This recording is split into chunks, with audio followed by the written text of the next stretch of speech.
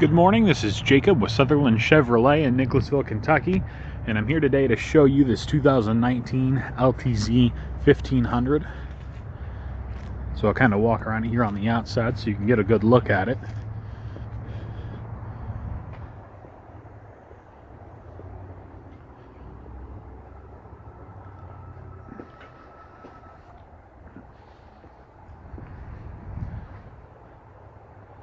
And there's the bed liner.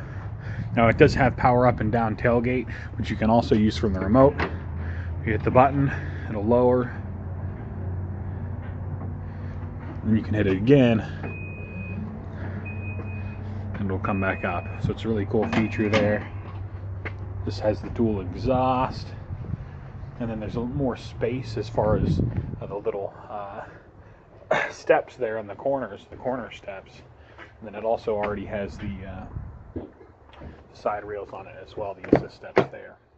So I'll hop on the inside and kind of show you around everything here. Well, I need to move the seat back.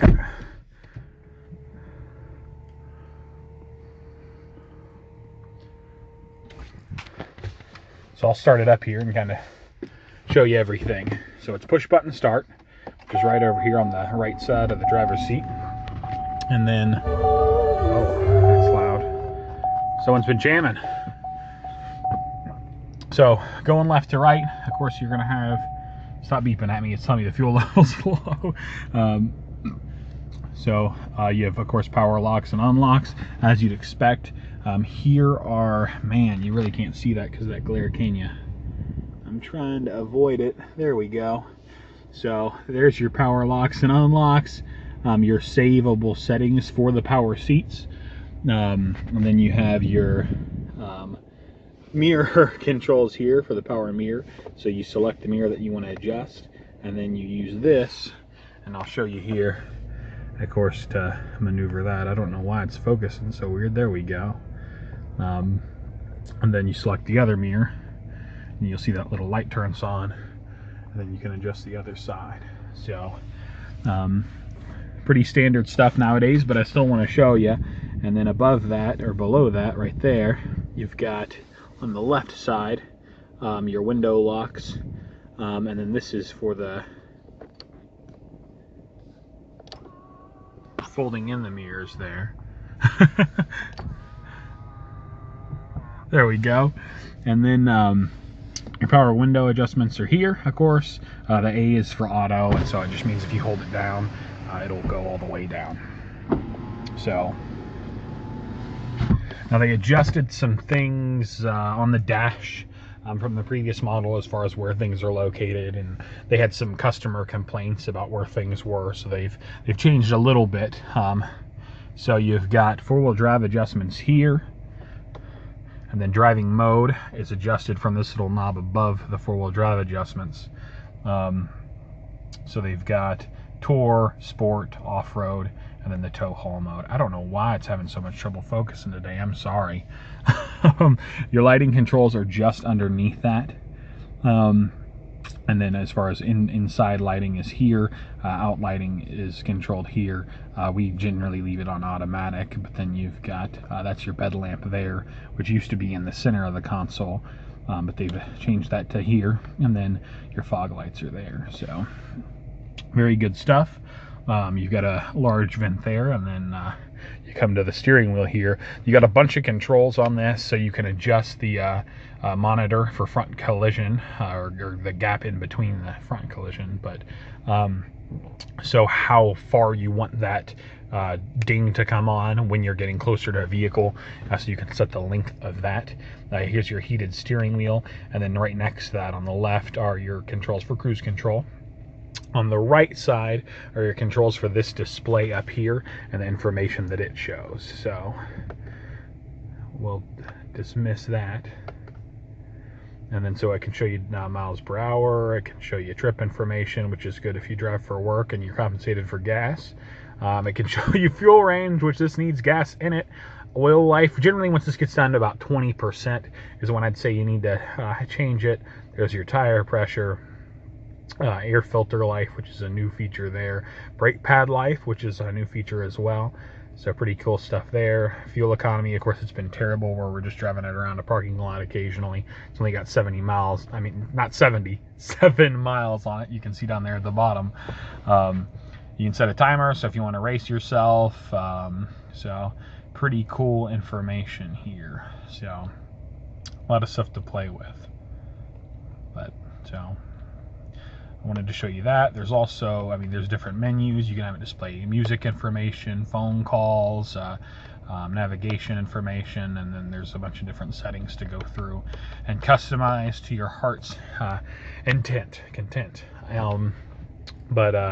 So I'll continue to go right and show you a couple more things here. So you've got your display here. It's warning me, hey, focus on driving. Don't play with this. There are redundant controls right underneath it as far as getting to the home screen, going left and right, going back. Also, it just pulled up navigation right there. But so you got navigation. Of course, you're going to have Bluetooth, auxiliary, USB, AM, FM, and XM radio here. So if you go to audio, here are your different settings as far as AM, FM, and Sirius. I'll turn it back up so you can hear that it clearly works. But anyway, yeah, it's pretty loud, and it's a very small part of the bar. This does have the Bose, upgraded audio system in it. There's Wi-Fi built into the vehicles. Now that is through OnStar, so that is a service that after a month you have to pay for, but they do offer a month trial of OnStar, of course, with the vehicle, and then you can put your card on file and get another 2 months. However, that only includes 1 month of the Wi-Fi. So Wi-Fi is 1 month. The other OnStar services are for a 3-month trial if you put a credit card on file with them. So something to note. You also have Apple CarPlay and Android Auto as options, which is something I'm a big fan of, only because it allows you to use your phone's navigation as an alternative. But this thing will still read text and get phone calls and all that stuff through Bluetooth. But it displays information straight from your phone when it's connected. So it has to be connected through a cable. That's the only downside to using them. But anyway, underneath that, you have options, of course, like the volume knob. And then this is different options to help navigate it. So you'll see it highlight and scroll across there. So you got multiple ways to control the information that's displayed and change what you're listening to. And then here you've got your dual climate control zones, which you're probably a little familiar with here. But so you can set things to automatic as far as pinpointing an exact temperature that you want it to stay at. So if I want it to be 84 in the cabin, then I can do that, and you'll see where the other number is synchronized. So as I moved it down, like here I moved it up to 85, now the other one's at 85. I can change that by just adjusting this, and then bam. So now we're at 87 here and 85 here. So this stuff in the middle is pretty standard. You do have your heated and cooled seat controls, which are right here, and then are mirrored for the passenger on the other side. So if you hit it once, it'll be at its highest settings, showing all 3 bars, and then it'll go down from there as you hit it until it's off again. So you do back and bottom, just back, and then cooled as well. So very cool. Under that, they call this like the piano keys, because now they're lined up next to each other. But so you've got your parking assist, your lane departure warning, automatic start, that's your tailgate up and down. So you have that redundancy. So you have the button on the actual back of the tailgate, you have the button in here, and then you also have the button on your remote. So they're thinking of things, your traction control. This is for your outlet here in the back. So there's an outlet in the actual back of the bed, and that's for that said outlet.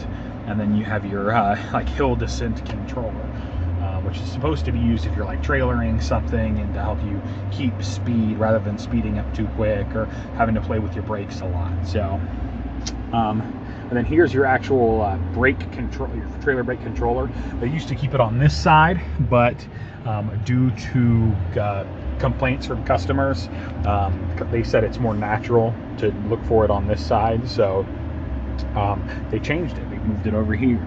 Here you've got a USB Type-C, which it's very nice that they're including, because it's becoming the new standard slowly. You've got of course your usual USB 2, and then your circular outlet, and then here you've got your home style 3-prong connector. Underneath that you've got your phone charging area. Not all phones work with the wireless charging. My phone does. I have a Galaxy S8, but not all phones work, so let me know what phones you've got, and I can double check and see if they're compatible. And you've got a little space here to keep change, pins, wallets, whatever. And then your 2 cup holders. As we move up the center console, you've got a space there that you can put another phone or some other items. Cup holders for the people sitting in the back. And then a big nice open area here. There are supports on the side to use as a filing cabinet if that's something you'd want to do. And then here you've got that SD slot is for navigation, and then you've got navigation information. And then, man, this is not focusing at all. And then you got another USB Type-C, another USB 2.0, and then an auxiliary. So a ton of ways to stay connected in these vehicles. Over here, pretty standard stuff. You've got your upper cabinet there to keep stuff, and then your lower one that's lockable here. So that's very, very good. And then, of course, on the passenger side, there's locks and unlocks, window adjustments, and then power seat. I'm going to hop out now and show you the back of the cabin here, the back row. Now in the crew cab here, they've added almost 4 inches. I think it's like 3.7 or 3.5 in leg room. So you have a ton of room here. Man, this is having trouble focusing just on everything today. No, but so there's a ton of space back here, a ton of leg room. Here you have these little back compartments, which I'm sure you saw. No water in them this time. And then you've got your compartment right there, the cup holders. So wanted to show you that. And you've also got this little compartment here. You can fit like a full-size shotgun in there if that's something you wanted to do. So that's how they advertise it to us, at least. Then I'll close the door here. Now I'm 6'4", 300 pounds. I had to put that seat pretty far back. It's not at its most back point. As you can see, that seat's a little bit further back. I am 6'4", 300 pounds, so I'm a big boy. And I've got plenty of room back here, even with the seat as far back as it is. I'm extremely comfortable. So very good stuff here. And then here, you've got your 2 air vents for the HVAC. You do have heated seats back here, which is pretty nice. And then of course they're not going to turn on because I got the power off on the vehicle. And then you've got another USB Type-C, USB 2.0, and then another circular outlet. So it's very good stuff. I just wanted you to see all that. I know this video is kind of long. I hate that, but I like to explain everything as well. So But again, this is Jacob with Sutherland Chevrolet in Nicholasville, Kentucky. I'm going to let you go now, and I'll talk to you soon. Thank you, and have a good one.